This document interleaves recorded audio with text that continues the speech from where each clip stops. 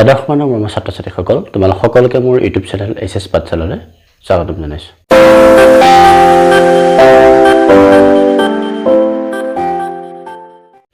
মৰমৰ ছাত্ৰ ছাত্ৰীসকল তোমালোকৰ অসমীয়া বিষয়ৰ অৰ্থাৎ সাহিত্য সৌৰভৰ অন্তৰ্গত এটা গোট আছে, যিটো গোট আছে ৩ নম্বৰ গোট, আৰু সেই গোটটোৰে এটা অতি প্ৰয়োজনীয় পাঠ আছে, আৰু সেই পাঠটোৰ নাম হৈছে কৈশোৰকাল আৰু ইয়াৰ উপযোগী শিক্ষা, লেখিকা ডক্টৰ স্বৰ্ণলতা দাস। আজি আমি এই ভিডিঅ'টোত সেই পাঠটোকে আজি আলোচনা কৰিম। আহাচোন আমি সেই পাঠটো আলোচনা কৰোঁ। পাঠটোলৈ সময় যোৱাৰ আগত আমি চাই লওঁ আহা যে কৈশোৰকালনো কোনখিনি সময় কোৱা হয়।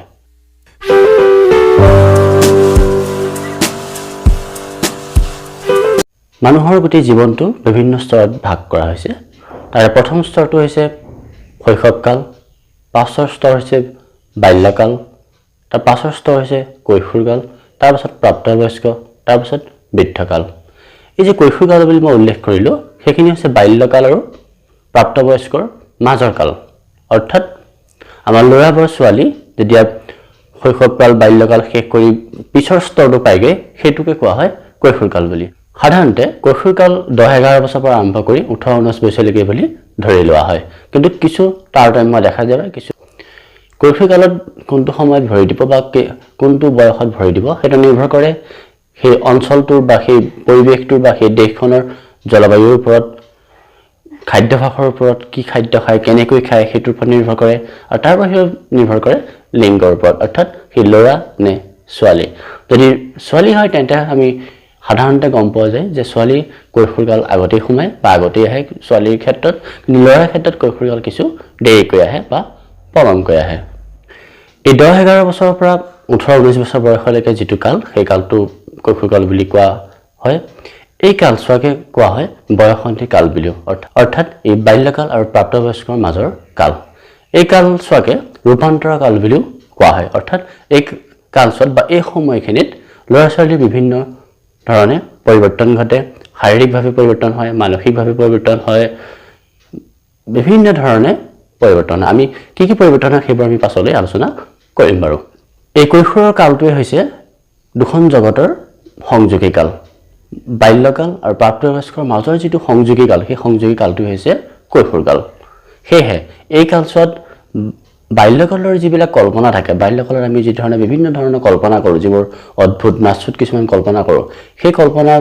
প্ৰৱণতাও এই কৈশোৰকালত দেখা যায়। আনহাতে প্ৰাপ্তবয়স্ক মানুহজন যেনেকৈ চিন্তা কৰিব পাৰে, বাস্তৱ উপলব্ধি কৰিব পাৰে, বাস্তৱ জগতত কি ঘটি আছে ভাবিব পাৰে, বা বাস্তৱত কি হৈ আছে, কি ঘটি আছে নিজে অনুধাৱন কৰিব পাৰে, সেইখিনিও এই কৈশোৰৰ অৱস্থাত বা কৈশোৰ কালত দেখা পোৱা যায়।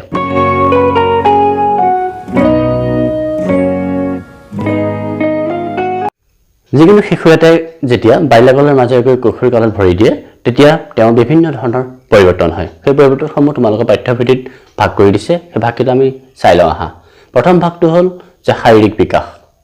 বা শাৰীৰিক পৰিৱৰ্তন হয়, মানসিক বিকাশ বা মানসিকভাৱে পৰিৱৰ্তন হয়, আৱেগিক বিকাশ, সামাজিক বিকাশ আৰু নৈতিক বিকাশ। এই বিকাশকেইটা আমি বা এই বিভিন্ন ধৰণৰ পৰিৱৰ্তনসমূহ এতিয়া আমি আলোচনা কৰোঁ আহা।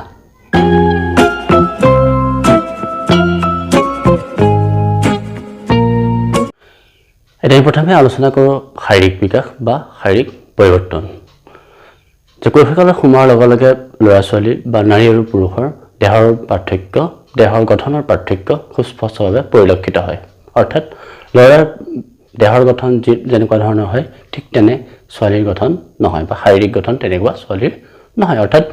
ছোৱালী আৰু ল'ৰাৰ শাৰীৰিক গঠনৰ পাৰ্থক্য খুব স্পষ্টভাৱে দেখা পোৱা যায়, আৰু এই শাৰীৰিক পৰিৱৰ্তন বা শাৰীৰিক বিকাশ খুব দ্ৰুতগতিত হয়। সেয়েহে এই বিকাশ আমি খুব স্পষ্টকৈ দেখা পাওঁ। কৈশোৰকালত সোমোৱাৰ লগে লগে ল'ৰা ছোৱালীৰ যৌৱনপ্ৰাপ্ত অৱস্থা এটা পায়হি আৰু বিভিন্ন জৈৱিক পৰিৱৰ্তন ঘটে। সেয়েহে ল'ৰা আৰু ছোৱালীৰ শৰীৰৰ বিভিন্ন অংগৰ ওজন বাঢ়ে, বিভিন্ন অংগৰ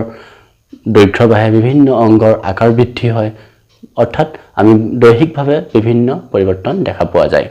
আৰু বিভিন্ন পৰিৱৰ্তনৰ লগতে তেওঁলোকৰ আন এটা বিশেষ পৰিৱৰ্তন হ'ল যে তেওঁলোক এইটো সময়তে, অৰ্থাৎ কিশোৰ অৱস্থাতে ল'ৰা ছোৱালী যৌৱনপ্ৰাপ্ত হয়, অৰ্থাৎ এইটো সময়তে তেওঁলোকে প্ৰজনন ক্ষমতা লাভ কৰে। শাৰীৰিক বিকাশৰ বিভিন্ন পৰিৱৰ্তনৰ আৰু এটা উদাহৰণ হ'ল যে তেওঁলোকৰ কণ্ঠস্বৰৰ পৰিৱৰ্তন হয়। ল'ৰাৰ ক্ষেত্ৰত তেওঁলোকৰ মাতটো কিছু হোতা হয় বা গোটা নিচিনা হয়, বা ছোৱালীৰ ক্ষেত্ৰত তেওঁলোকৰ মাতটো খুব মিহি হয় বা শুৱলা নিচিনা হয়। এই এটা খুব স্পষ্টভাৱে দেখা পোৱা এটা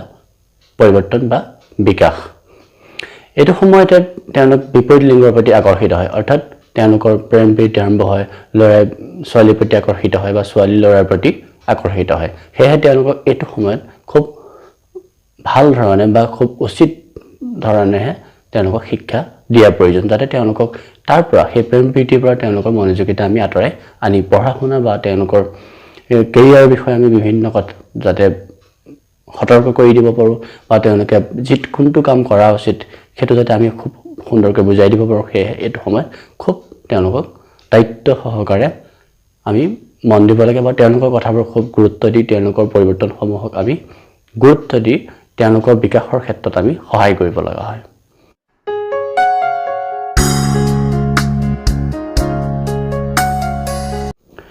ইয়াৰ পাছতে আমি আলোচনা কৰোঁ মানসিক বিকাশ অৰ্থাৎ মানসিক পৰিৱৰ্তন। যে শিশু এটা কিশোৰ অৱস্থা পোৱাৰ লগে লগে তেওঁলোকৰ বিচাৰ বুদ্ধি বাঢ়ি যায়, আৰু তেওঁলোকৰ বিচাৰ বুদ্ধিৰ লগতে তেওঁলোকৰ যুক্তি শক্তি বাঢ়ে, যে যিকোনো এটা কথা কিয় আমি মানিব লাগে, কিয় মানিব নালাগে, সঁচা নে মিছা তেওঁলোকে যুক্তিৰে চালি জাৰি চাব পাৰে। ইয়াৰ বাহিৰে তেওঁলোকৰ বিভিন্ন দিশৰ প্ৰতি আগ্ৰহ জন্মে, তেওঁলোকে খেলা ধূলাৰ প্ৰতি আগ্ৰহ জন্মে, নাচ গানৰ প্ৰতি আগ্ৰহ জন্মে। শিশু এটা বা শিশু অৱস্থাত তেওঁলোকে কৰিব লাগে কাৰণেহে কৰে, বা তেওঁলোকে নিজকে ব্যস্ত ৰাখিবৰ কাৰণেহে কৰে, কিন্তু কিশোৰ অৱস্থাত তেওঁলোকে সেই বিষয়টো ভাল পায়, যিকোনো এটা বিষয় ভাল পায়, যিকোনো দিশ ভাল পায়, দিশ ভাল পোৱাৰ বাবে তেওঁলোকে নিজে আগ্ৰহী হৈ সেই কামটো খুব মন দি বা সেই কামটোৰ প্ৰতি খুব আকৰ্ষিত হয়। ইয়াৰ বাহিৰেও মানসিক বিকাশ হিচাপে আন এটা বৈশিষ্ট্য লক্ষ্য কৰিবলগীয়া যে এইটো আছে যে তেওঁলোকৰ মূৰ্ত চিন্তনৰ পৰা বিমূৰ্ত চিন্তনলৈ আগবাঢ়ে, অৰ্থাৎ তেওঁলোকে মূৰ্ত চিন্তন বাদ দি তেওঁলোক বিমূৰ্ত চিন্তনৰ দিশে অগ্ৰসৰ হয়। তাত তোমালোকে অলপ টান পাবা বুজিবলৈ যে মূৰ্ত চিন্তন মানে কি আৰু বিমূৰ্ত চিন্তন মানে কি। মই তোমালোক অতি সহজকৈ বুজাই দিছোঁ শুনা। ধৰি লোৱা এখন টেবুল আছে, সেই টেবুলখন যদি মই দেখুৱাই পেলাই এটা শিশুক কওঁ যে এই টেবুলখন কিমান বহল আৰু কিমান ওখ, তোমালোকে কোৱাচোন। শিশু এটা যদি কেনেবাকৈ জোখ মাখ শিকিছেহে কেৱল, তেওঁ তেতিয়া কৈ দিব যে 1 কিলোমিটাৰ বহল বা 1 ফুট বহল, আৰু ওখটো যদি ক'ব তেওঁলোকে কৈ দিব যে 2 কিলোমিটাৰ ওখ বা আধা ফুটহে ওখ। তেওঁলোকে যিকোনো উত্তৰ ক'ব পাৰে। যিকোনো এটা শিশুৱে সেই টেবুলখনৰ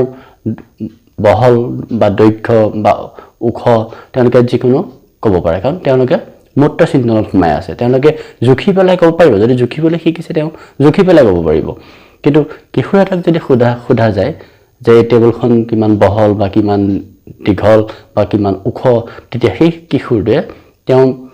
বিমূৰ্ত চিন্তনৰ কাৰণে, বিমূৰ্ত চিন্তন বিকাশৰ কাৰণে তেওঁ একেবাৰে সঠিকভাৱে ক'ব নোৱাৰিলেও তাৰ ওচৰ পাজৰে উত্তৰটো ক'ব। তেওঁ নুজুখাকৈ ক'ব পাৰিব, কিন্তু শিশু এটাই জুখিহে ক'ব পাৰিব। স্কেলডাল লৈ তেওঁ জুখিব লাগিব, জুখিলে তেওঁ ক'ব পাৰিব। কিন্তু কিশোৰ এটাই নুজুখাকৈও তাৰ ওচৰে পাজৰেই, সঠিকটো নহ'ব নুজুখাকৈ, কিন্তু তাৰ ওচৰে পাজৰে জোখ এটা ক'ব পাৰিব। সেইটো হৈছে বিমূৰ্ত চিন্তন, যে তেওঁ কল্পনা কৰি ভাবিব পাৰে যে এইটো কিমান হ'ব পাৰে। সেই ধাৰণাটোৰ জন্মে বা সেই ধাৰণাটোৰ বিকাশ ঘটে।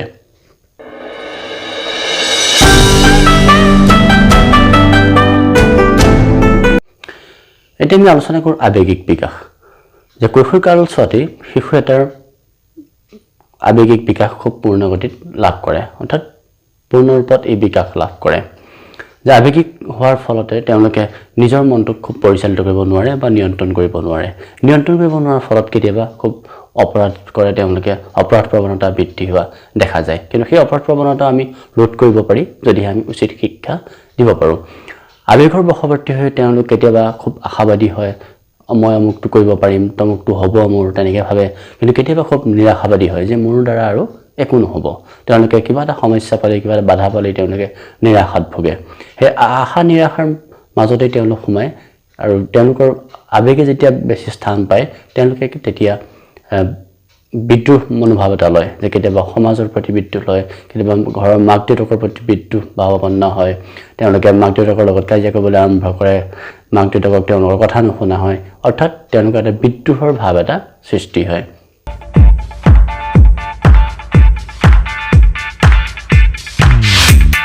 ইয়াৰ পাছতে আমি আলোচনা কৰোঁ সামাজিক বিকাশ। যে শিশু এটা কৈশোৰ অৱস্থা পোৱাৰ লগে লগে তেওঁলোকৰ সামাজিক বিকাশে গতি লাভ কৰে অৰ্থাৎ কৈশোৰ অৱস্থাতে তেওঁলোকে খুব দলত থাকি ভাল পায় গোটত থাকি ভাল পায় গোটত কাম কৰি ভাল পায় একেলগে বহুতে কিবা এটা কাম কৰি ভাল পায় আৰু ইয়াৰ ফলত তেওঁলোকৰ কিছুমান কেতিয়াবা ইতিবাচক দিশতকৈ নেতিবাচক দিশে বেছি স্থান পায় অৰ্থাৎ কোনোবা ল'ৰা এজনে যদি মেট্ৰিক পাছ কৰি বা হায়াৰ ছেকেণ্ডেৰী পাছ কৰি যদি এখন বাইক বিচাৰে আন এজনে বিচাৰিব অৰ্থাৎ তেওঁলোকে ইজনে সিজনক দেখি কিছু কাম কৰিবলৈ আৰম্ভ কৰে আৰু ইয়াৰ ফলত নতুন এটা উপসংস্কৃতিৰ জন্ম হয় আৰু যেটো কোৱা হয় কিশোৰ সংস্কৃতি তে কিশোৰ সংস্কৃতিত কি হয় যে তেওঁলোকে নিজে এটা সংস্কৃতি নতুনকৈ বনাই লয় মই উদাহৰণ যদি এটা দিওঁ তোমালোকক তেতিয়া বুজিবলৈ সহজ হ'ব ধৰি লোৱা কোনোবা এজন ল'ৰা চুলি হাইলাইট কৰিছে মাজতে বগা কৰিছে আৰু মাজতে ৰঙা কৰি দিছে চুলিখিনি বেলেগ বেলেগ ধৰণৰ ৰং কৰি দিছে তেতিয়া আমি দেখা পোৱা যাব যে তেওঁৰ আশে-পাশে থকা ল'ৰাবিলাকে বাকি ল'ৰাবিলাকেও তেনে ধৰণে ৰং কৰিবলৈ আৰম্ভ কৰিছে বা তেনে ধৰণে চুলি হাইলাইট কৰিবলৈ আৰম্ভ কৰিছে সেইটো হৈছে এটা নতুন সংস্কৃতি বা উপসংস্কৃতি এটা সেইটো হ'ল কিশোৰ সংস্কৃতি আৰু এই কিশোৰ সংস্কৃতি কেতিয়াবা ভাল দিশত আগবাঢ়ে কিন্তু কেতিয়াবা বেয়া দিশত আগবাঢ়ে আৰু বেয়া দিশত আগবঢ়াৰ ফলতে কেতিয়াবা কিশোৰক দেখা যায় যে তেওঁলোক মাদক দ্ৰব্যৰ প্ৰতি আকৰ্ষিত হৈছে কোনোবাই যদি মাদক দ্ৰব্য এটা খাইছে বা সেৱন কৰিছে তেওঁৰ আশে-পাশে থকা বাকি সকলো হেতু খাবলৈ চেষ্টা কৰে বা সেৱন কৰিবলৈ চেষ্টা কৰে মাদক দ্ৰব্যৰ প্ৰতি আসক্তি বা ড্ৰাগছৰ প্ৰতি আসক্তিয়ে তেওঁলোকক খুব বাধা জন্মায় বা তেওঁলোকক একেবাৰে পংগু কৰি পেলায় সেই এইটো সময়ত সেই যে উপসংস্কৃতি যেটো নাম কোৱা হৈছে কিশোৰ সংস্কৃতি বুলি সেইটো আমি খুব এটা সঠিক দিশত আগবঢ়াই লৈ যাব লাগিব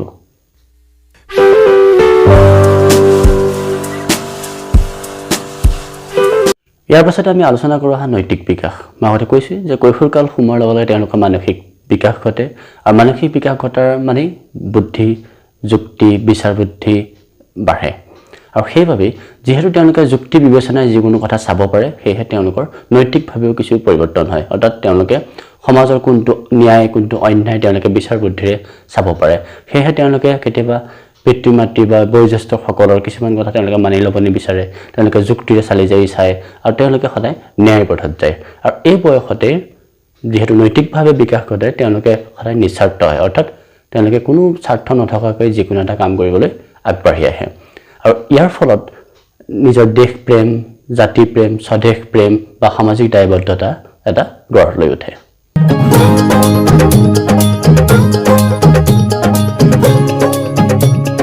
কৈশোৰকালত কেইবাটাও বৈশিষ্ট্য দেখা যায় যিকেইটা বৈশিষ্ট্য জীৱনৰ অন্য কালছোৱাত দেখা পোৱা নাযায় তাৰে এটা হ'ল দিবাস্বপ্ন বা অলিক কল্পনা দ্বিতীয়টো হ'ল বীৰ পূজা তৃতীয়টো হ'ল পৰিস্থিতিৰ সংঘাত আৰু চতুৰ্থটো হ'ল বিপৰীত লিংগকামিতা এটাই প্ৰথমতে চাওঁ যে দিবাস্বপ্ন বা অলিক কল্পনা মানে কি যে কিশোৰ অৱস্থা পোৱাৰ লগে লগে তেওঁলোকে কি কৰে যে অদ্ভুত ধৰণৰ এটা সপোন দেখে অদ্ভুত ধৰণৰ কল্পনা কৰে যেটো বাস্তৱত ৰূপায়িত কৰাটো বৰ কঠিন কাম তেওঁলোকে সাংঘাতিক ধৰণৰ কল্পনাৰ সাগৰ এখনত ডুবি যায় কিয়নো যে এই কিশোৰ অৱস্থা পোৱাৰ লগে লগে কল্পনাৰ অভূতপূৰ্ব বিকাশ ঘটে আৰু তেওঁলোকে কেতিয়াবা ভাবি লয় যে মই অমুকটো কৰিম তমুকটো কৰিম বা মই অমুকটো হ'ম তমুকটো হ'ম কিন্তু বাস্তৱত সেইটো বৰ সম্ভৱ কথা নহয় তোমালোকক যদি এটা উদাহৰণ দিওঁ তেতিয়া তোমালোকে খুব ভালকৈ বুজি পাবা ধৰি লোৱা কোনোবাই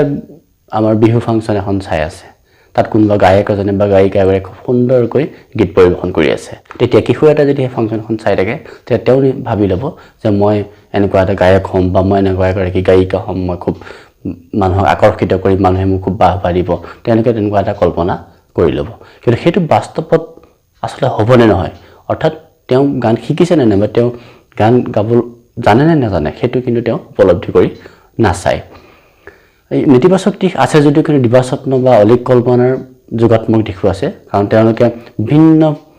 দিশত আগবাঢ়ি যায় বিভিন্ন প্ৰতিভাৰ বিকাশ ঘটে আৰু কেতিয়াবা সেই যেটো কল্পনা বা যেটো সপোন কেতিয়াবা বাস্তৱত কিন্তু পৰিণত হয় তাৰ কাৰণে তেওঁলোকে শুদ্ধ পথে যাব লাগিব বা কোনটো কল্পনা তেওঁলোকে বাস্তৱত পৰিগণিত কৰিব পাৰিব বা বাস্তৱত ৰূপায়িত কৰিব পাৰিব সেইটো তেওঁলোকে বুজি উঠিব লাগিব কিন্তু অদ্ভুত ধৰণৰ কল্পনা যেটো বাস্তৱত পৰিণত কৰিব নোৱাৰিব সেইটো লৈ তেওঁলোকে ব্যস্ত থাকিলে নহব কৈশোৰকালৰ আন এটা বৈশিষ্ট্য হ'ল বীৰ পূজা অৰ্থাৎ তেওঁলোকৰ ভাল লগা ব্যক্তি তেওঁলোকে সদায় পূজা কৰে অৰ্থাৎ তেওঁলোকৰ দুজন ব্যক্তিক ভাল লাগে তেওঁ নীৰৱে অনুকৰণ কৰে তেওঁ কেনেকৈ কথা কয় তেওঁ কেনেকৈ খোজ কাঢ়ে তেওঁ কি কাম কৰে তেওঁলোকে গম নোপোৱাকৈ সেই কাম কৰিবলৈ আৰম্ভ কৰে সেইটো হৈছে বীৰ পূজা আৰু সাধাৰণতে দেখা পোৱা যায় যে কিশোৰ কিশোৰীসকলে আমাৰ চিনেমাৰ জগতৰ বা খেল জগতৰ নায়ক নায়িকা তেওঁলোক বেছি আদৰ্শ হিচাপে লয় ইয়াৰ বাহিৰে তেওঁলোকে ওচৰে পাজৰে দেখা কোনোবা ভাল লগা ব্যক্তি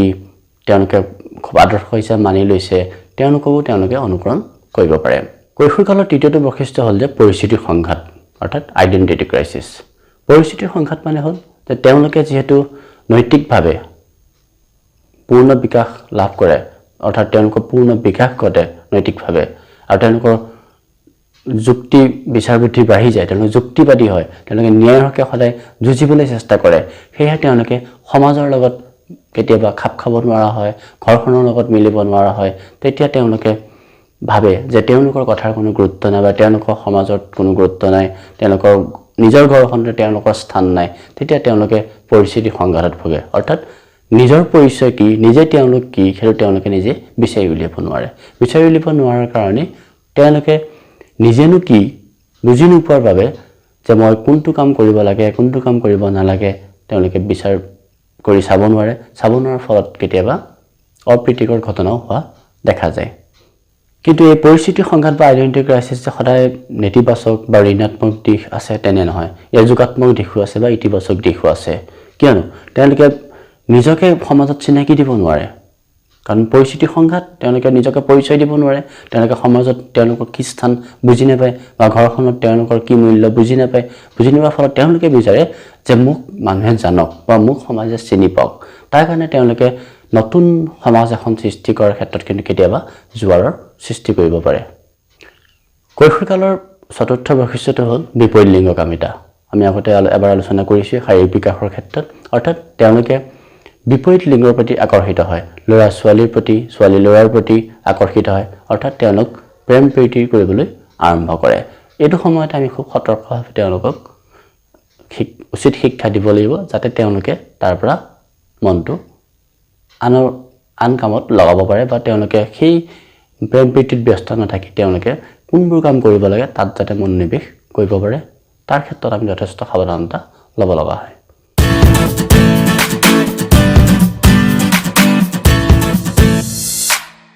এতিয়া আমি আলোচনা কৰোঁ যে কৈশোৰকালৰ বাবে কেনেধৰণৰ শিক্ষা উপযোগী বা কেনেধৰণৰ শিক্ষা কৈশোৰকালত দিয়া হয় কৈশোৰকালৰ বাবে যি আনুষ্ঠানিক শিক্ষা আছে সেই শিক্ষাক কোৱা হয় মাধ্যমিক শিক্ষা মাধ্যমিক শিক্ষা তোমালোকক মই যদি এফালৰ পৰা কৈ যাওঁ তোমালোকে বুজিবা যে আমি প্ৰথম শ্ৰেণী পোৱাৰ আগতে বা ক্লাছ 1 পোৱাৰ আগতে আমাৰ যিবোৰ স্কুল থাকে প্লে স্কুল বা অংগনবাড়ী সেইবিলাকক কোৱা হয় প্ৰাক প্ৰাথমিক তাৰপিছত প্ৰথম শ্ৰেণীৰ পৰা পঞ্চম শ্ৰেণীলৈ কোৱা হয় নিম্ন প্ৰাথমিক ষষ্ঠ শ্ৰেণীৰ পৰা অষ্টম শ্ৰেণীলৈ কোৱা হয় উচ্চ প্ৰাথমিক সেই গোটেইখিনি প্ৰাথমিক তাৰপাছত 9ৰ পৰা যিখিনি আহিব 9, 10, 11, 12 সেইখিনি হৈছে আমাৰ মাধ্যমিক শিক্ষা তাৰ পাছৰ যিখিনি শিক্ষা সেইখিনি হ'ব উচ্চ শিক্ষা অৰ্থাৎ 9ৰ পৰা 12 লৈকে এই চাৰিটা ক্লাছত আমি আজিকালি আনুষ্ঠানিক শিক্ষাবোৰ ভাগ কৰা হৈছে আৰু সেইটো হৈছে মাধ্যমিক শিক্ষা ব্যৱস্থা আনুষ্ঠানিকভাৱে মাধ্যমিক শিক্ষা ব্যৱস্থা সেই সময়খিনিয়ে বা সেই কালছোৱাই সেই কালছোৱাত কি শিক্ষা দিয়া হয় তাৰ চাৰিটা মৌলিক বিষয় আছে চাৰিটা মৌলিক বিষয় হ'ল ভাষা শিক্ষণ গণিত বিজ্ঞান আৰু সমাজ বিজ্ঞান এই চাৰিটা প্ৰাথমিক আৰু মৌলিক বিষয়ৰ বাহিৰেও অন্য বিভিন্ন ধৰণৰ বিষয় এই সময়তে দিয়া হয় আৰু যিবোৰক আমি ঐচ্ছিক বিষয় বুলি কোৱা হয় আমাৰ যিবোৰ শ্ৰেণীকোঠাৰ ভিতৰত যিবোৰ পঢ়োৱা হয় সেইবোৰ হৈছে ঐচ্ছিক বিষয় বিভিন্ন ধৰণৰ ঐচ্ছিক বিষয় থাকে তোমালোকে জানা যে আমাৰ যিবোৰ ইলেক্টিভ সাবজেক্ট বুলি যিটো কওঁ আমি সেইবোৰ হৈছে ঐচ্ছিক বিষয় তাৰ ফলত বিভিন্ন বিষয়ত ৰাপ থকা বিভিন্ন দিশত ৰাপ থকা ল'ৰা ছোৱালীয়ে বিভিন্ন বিষয়বোৰ ল'ব পাৰে ইয়াৰ বাহিৰেও কিছুমান প্ৰয়োজনীয় শিক্ষা দিব লগা হয় যেনে যৌন শিক্ষা আৰু জনশিক্ষা কিন্তু আমাৰ ভাৰতবৰ্ষৰ নিচিনা দেশত বা অসমৰ নিচিনা ৰাজ্যত এতিয়াও আমি ইমান আগবাঢ়ি অহা নাই যে আমাৰ পাঠ্যক্ৰমৰ ভিতৰত যৌন শিক্ষা বা আমি জনশিক্ষাটো খুব বহুলভাৱে প্ৰচাৰ কৰিম বা আমি খুব ভালকৈ শিকাম বা আমি পাঠ্যক্ৰমত খুব সঠিকভাৱে অন্তৰ্ভুক্ত কৰিম এটাও কিন্তু আমি খুব পিছ পৰি আছোঁ আৰু আনকি শ্ৰেণীকোঠাৰ ভিতৰত শিক্ষকে বুজাবলৈ লাজ কৰে বা পঢ়াবলৈ লাজ কৰে ঘৰখনত ডাঙৰ মানুহসকলে জ্যেষ্ঠসকলে এই বিষয়ত কথা পাতিবলৈ লাজ কৰে বা নকয় বা আমাৰ সমাজ ব্যৱস্থাটো এনেকুৱা যে সমাজে জনশিক্ষা দিবলৈ চেষ্টা নকৰে বা জনশিক্ষালৈ কি সেইটো বুজাবলৈ কিশোৰ অৱস্থাত কিন্তু চেষ্টা নকৰে তাৰ ফলত কিশোৰ কিশোৰীসকলে কিছুমান ভুল তথ্য বা ভুল খা খবৰ পায় যাৰ ফলত তেওঁলোক বিপথে পৰিচালিত হয়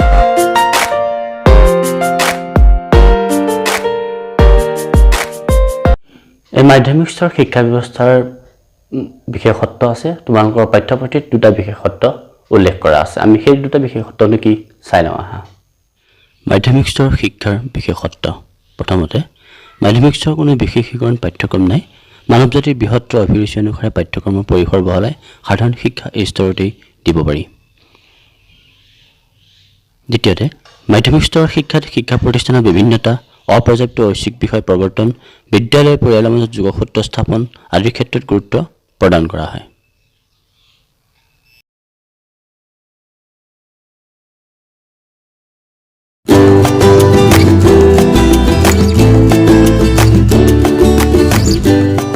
তোমালোকৰ যিসকলে এডুকেশ্যন বিষয়টো বা অৰ্থাৎ শিক্ষা বিষয়টো